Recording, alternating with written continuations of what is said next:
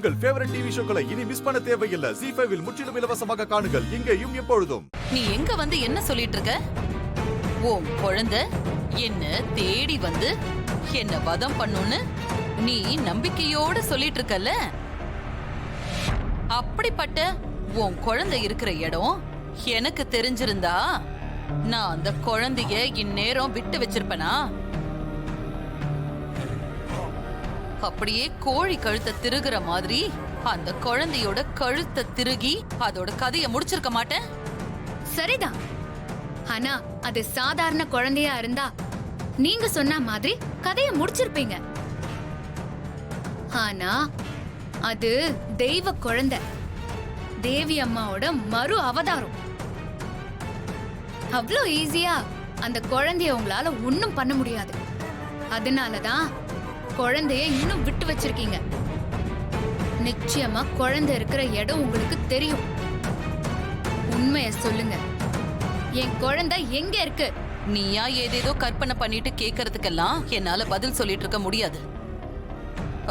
உன் குழந்தைய பத்தி எனக்கு எதுவுமே தெரியாது. இப்படி எல்லாம் சொல்லி நீங்க என்கிட்ட இருந்து தப்பிக்க முடியாது. குழந்தைய பத்தின உண்மை உங்களுக்கு தெரிஞ்சிருக்கு. அந்த விஷயம் மாமாவுக்கும் தெரிஞ்சிருக்கு. அப்பதான் மாமா சுடப்பட்டிருக்காரு. என்ன இவ எல்லாத்தையும் நேர்ல பார்த்த மாதிரி கரெக்டா சொல்றா? இத பாரு, உன் குழந்தை இருக்கிற இடம் எனக்கு தெரியாது. அப்படி தெரிஞ்சிருந்தா குழந்தை உயிரோட இருக்காது. அத கொன்னுட்டு வந்து நான் சொல்றேன், அப்ப போய் நீ பாத்துக்கோ. நீங்க சொல்றத நான் நம்ப மாட்டேன். குழந்தை இருக்கிற இடம் உங்களுக்கு தெரியும். உண்மைய சொல்லுங்க. ஏய், சத்தியமா எனக்கு தெரியாது. என் குழந்தைக்கு மட்டும் ஏதாவது ஒண்ணு ஆச்சு, அப்புறம் நான் உங்களை சும்மா விட மாட்டேன். பத்ரகாளியா மாறி நானே வதம் பண்ணிடுவேன்.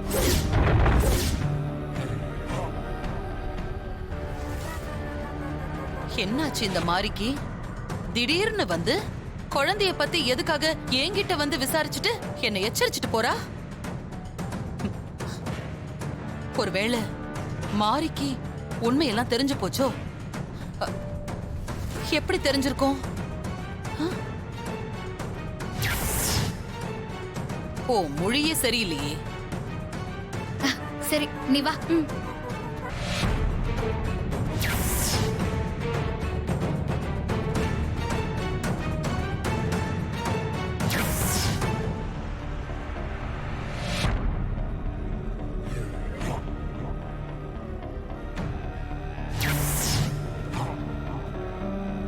வெண்ணிலாவோட தங்கச்சி வந்துட்டு போனதுக்கு அப்புறம் தான் இந்த மாதிரி இப்படி எல்லாம் என்னை எச்சரிச்சுட்டு போறா. ஆனா ஒண்ணு, அந்த பொண்ணுக்கு என்னை பத்தி எதுவுமே தெரிஞ்சிருக்கிறதுக்கு வாய்ப்பு இல்ல. அது மட்டும் இல்லாம அவளால வாய் பேசவும் முடியாதே.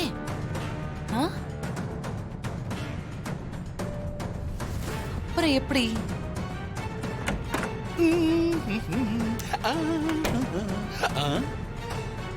சிஸ்டர் சிஸ்டர் சிஸ்டர், என்ன சிஸ்டர் ஏதோ டீப்பான யோசனையில இருக்கீங்க போல இருக்குது.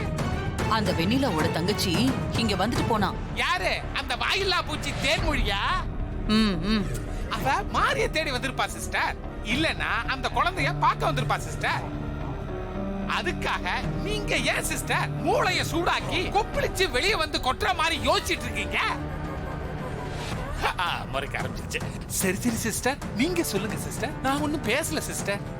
அந்த வாய் பேச முடியாதவள மாறி தனியா கூட்டிட்டு போய் ஏதோ பேசினான். ரெண்டு பேரும் என்ன பேசிக்கிட்டாங்கன்னு தெரியல. அந்த பொண்ணை அனுப்பி வச்சுட்டு மாறி என்கிட்ட வந்து குழந்தைய பத்தி விசாரிக்க ஆரம்பிச்சிட்டா.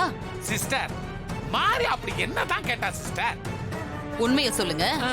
என் குழந்தை எங்க, என் குழந்தை இருக்கிற இடம் உங்களுக்கு நல்லா தெரியுமே அப்படின்னு கேக்குறா.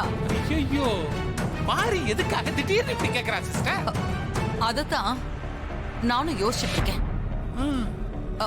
அது மட்டும் இல்ல, குழந்தைய பத்தின உண்மை உங்களுக்கு தெரிஞ்சிருக்கு. அந்த விஷயம் மாமாவுக்கும் தெரிஞ்சிருக்கு. அப்பதான் மாமா சுடப்பட்டிருக்காருன்னு நேர்ல பார்த்த மாதிரி அப்படியே என்கிட்ட சொல்றா. என்ன சிஸ்டர் சொல்றீங்க? அதெல்லாம் எப்படி சிஸ்டர் மாறிக்கு தெரியும்? எனக்கும் ஒண்ணும் புரியல. எனக்கு என்னவோ டூப்ளிகேட் ஸ்டேஜா வீட்ல இருந்த ஜெகதீஷ சூர்யா வெண்ணிலா வீட்டுக்கு ஷிஃப்ட் பண்ணிருக்கலாமோ அப்படின்னு எனக்கு டவுட்டா இருக்கு. இருக்கலாம் சிஸ்டர். வெண்ணிலாவோட தங்கச்சி வந்துட்டு போனதுக்கு அப்புறம் தான் மாறிக்கிட்ட மாற்றம் ஏற்பட்டிருக்குன்னா அந்த பொண்ணு மாம்ச சம்பந்தமா கூட வந்துட்டு போயிருக்கலாம் சிஸ்டர்.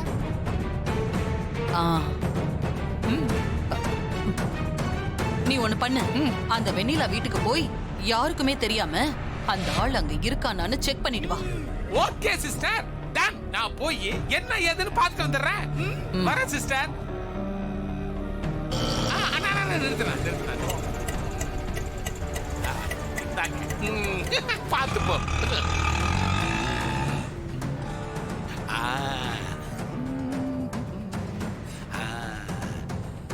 இதான் வீடு.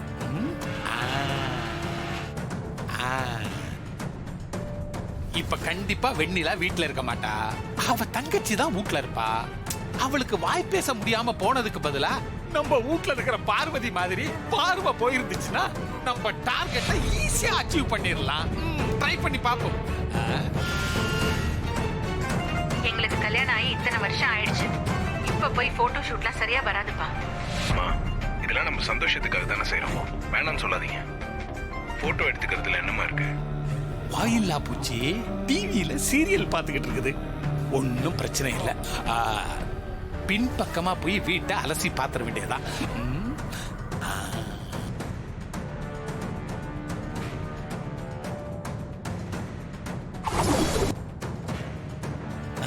இந்த ஜன்னலை திறப்போம். ஐயோ, இங்க இல்லையே. அடுத்த ரூம்ல பார்ப்போம்.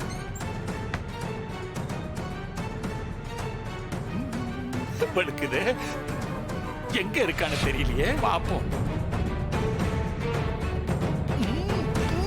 ஐயோ, தரக்க முடியலையே. ஒருவேளை இந்த ரூம்ல தான் மாம்சம் வச்சிருப்பாங்களோ. பாப்போம் பாப்போம். என்னையா சந்து சந்தா இருக்குது. ஐயோ, இதையும் திறக்க முடியலையே.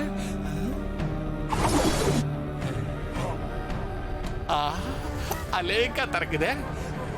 கொஞ்ச நேரம் தானே, போஸ்ட் கொடுத்துட்டு வந்துருங்க. அம்மா அத்தை, எங்களுக்காக இதை செய்யுங்க ப்ளீஸ். என்னப்பா இது, புதுசா கல்யாணம் பண்ற மாதிரி எல்லாத்தையும் செய்ய சொல்றீங்களே. மா ப்ளீஸ்மா, எல்லா ஏற்பாடும் செஞ்சுட்டோம். இப்ப வேணாம்னு சொல்லாதீங்கம்மா. வாயில்லா பூச்சி உட்கார்ந்து இருக்குது.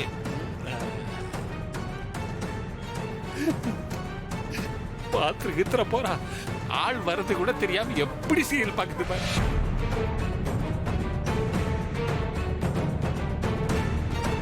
ஐயோ, கிச்சனு. இந்த ரூம்ல இருந்தாலே இருப்பாரு. போய் பாப்போம்.